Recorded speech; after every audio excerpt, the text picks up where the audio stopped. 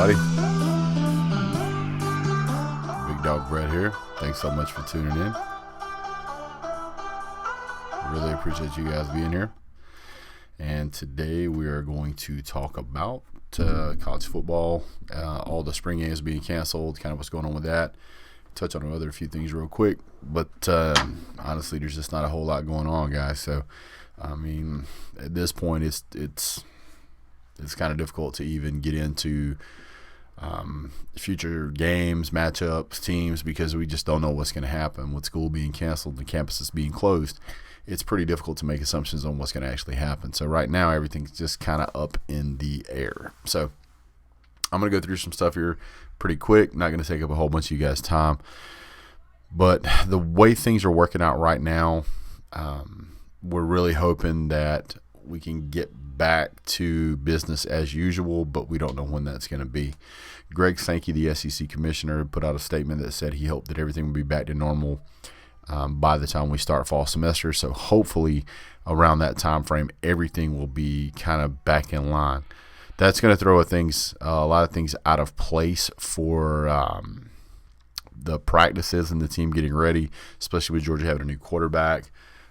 Trying to get and we got a new offensive coordinator and a new offensive line coach, just a whole bunch of other things that are going on that's going to make it a little bit difficult for Georgia to have the kind of season that it wants to have. I'm not saying Georgia can't win the national title at this point, but what I'm saying is that I don't think any team, including Georgia, is going to be at its best just because we haven't had the spring practices, not going to have a spring practice, not going to have a spring game. And we don't know how the season is going to start. There's been some speculation that all college teams are only going to play in-conference games. That's going to require a lot of shuffling around of teams. That's going to require a lot of shuffling around schedules, both schools and with television. It's going to change the landscape of college football. If Georgia ends up having to play only conference games, then Georgia would miss out on being able to play Georgia Tech at the end of the year. This is a traditional rivalry, in-state rivalry game. A lot of teams have this, but just unfortunately, we don't know what's going to happen. Georgia and Georgia Tech have played every year since 1929. I think there's a 4 or 5 year gap, and then you had to go back to like 1901 before there was another year where we didn't have another game in a consecutive year. So there's a lot of tradition there. By the way, Georgia has beaten Georgia Tech in all but 3 games in the past 19 years. So just saying. There is certainly a lot that's going to be missed if we don't get this under control quickly. Now, I do want to touch on the Corona-19. I know there's a ton of coverage everywhere, but I just want to make sure that I'm putting this out there. I didn't take this thing as seriously as I should have. I feel like if you don't take this thing extremely seriously, you can get other people sick before you realize it. That's how it's being spread. You may not have symptoms for 2 to 14 days, and you can come into contact with tons of people that you feel healthy, they feel healthy, you pass it to them, they pass it to 10 other people.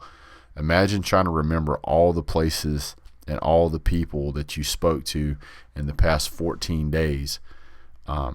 Just starting from today, I mean, it would be incredibly difficult, and that's why it is spread so rapidly. So please, please, please take the proper precautions. Do what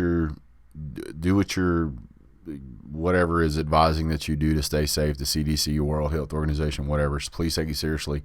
There's people out there losing family members every day.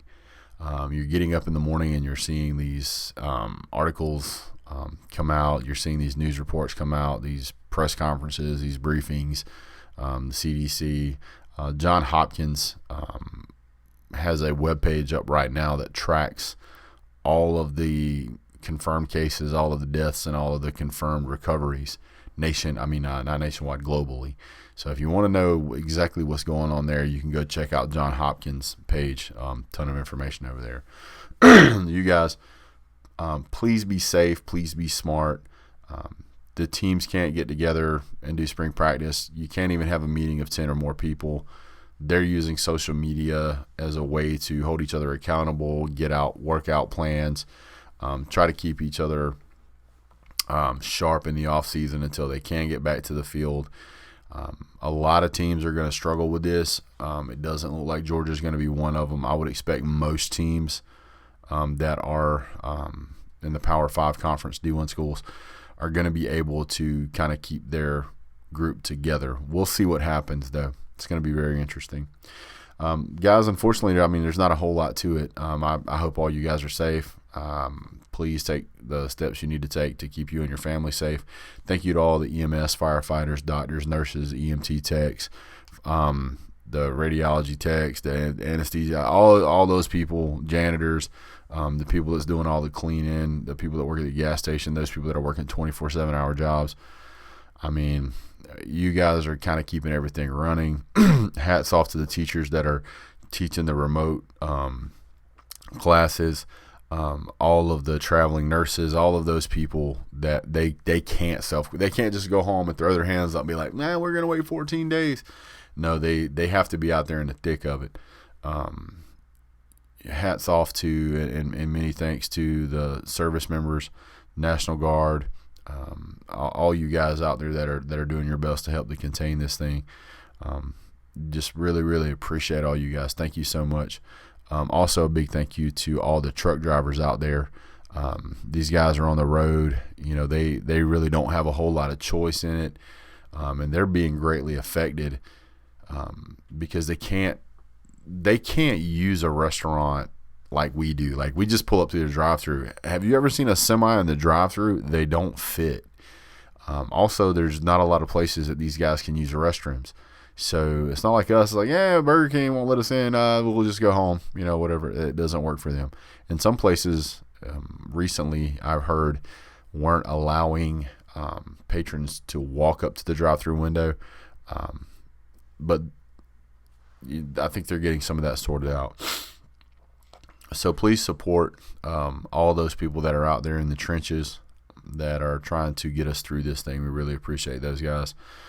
Hats off to you. Thank you so much. You guys have a great day. Hopefully we'll have some good news soon. God bless. Where's it at? Here it is. Go Dogs.